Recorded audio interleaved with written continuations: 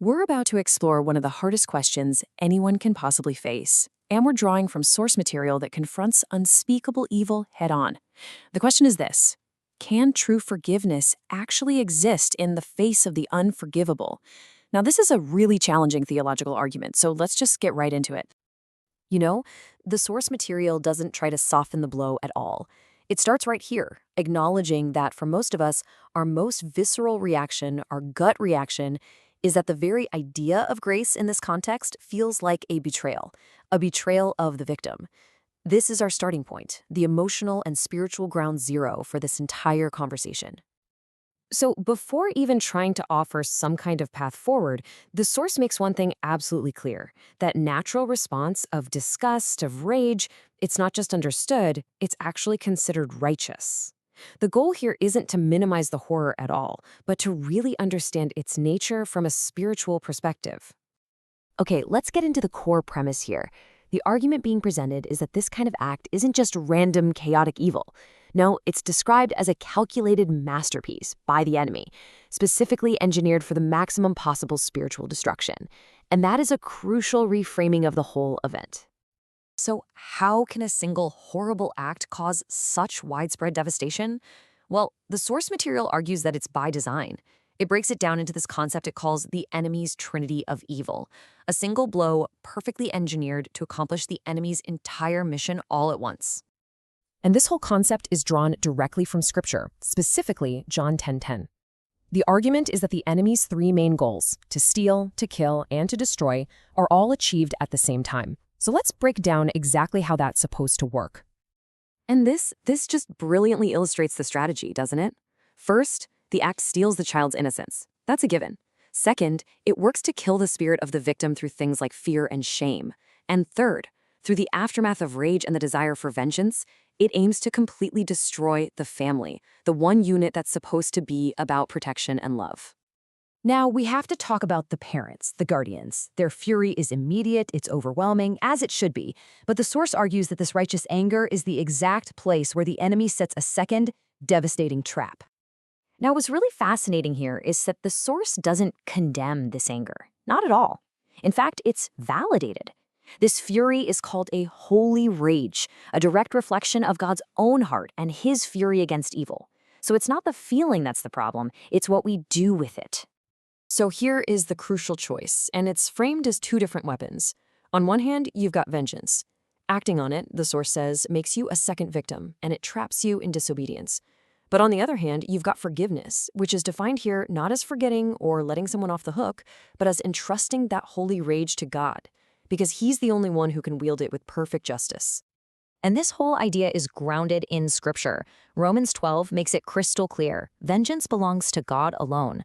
The source argues that by taking it into our own hands, we're usurping a role that was never, ever meant for us, and we're falling right into the enemy's plan to destroy the family from the inside out. And all of this, all of it, builds to the most radical and, let's be honest, the most difficult command in this entire argument: to forgive. And not as some gentle suggestion, but as an absolute spiritual necessity.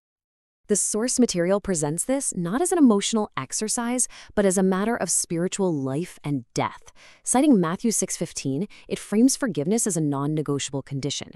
The argument is that our own forgiveness from God is directly, inextricably tied to our willingness to forgive others.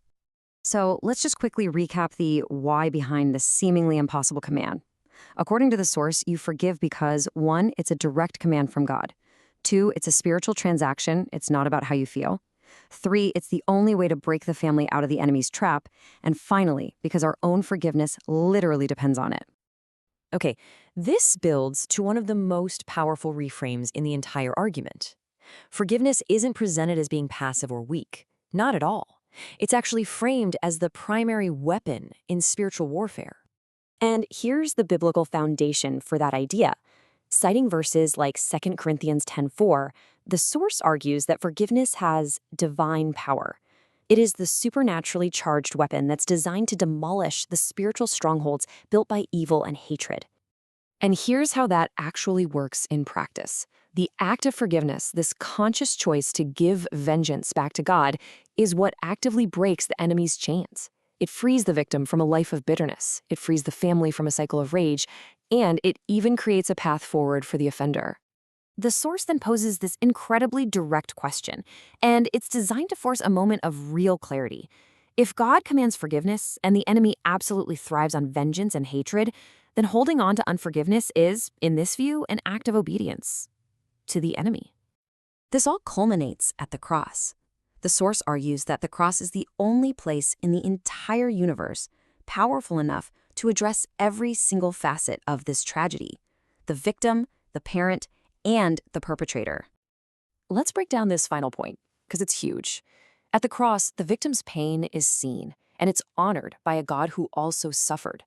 The potential sin of the parent seeking personal vengeance, that's confronted and it's forgiven. And, most controversially, the cross is the only place where the offender's staggering guilt can actually be cleansed. And let's be perfectly clear, this is not a cheap grace. The source is adamant that forgiveness does not mean no consequences. It demands full confession to earthly authorities, accepting all the legal repercussions, and a lifetime of accountability and submission to God. Ultimately, the entire argument rests right here, on this belief from Romans 5:20, the idea that no matter how deep the pit of sin goes, God's grace is infinitely deeper. The greater the evil, the more astoundingly powerful the grace that's required to overcome it.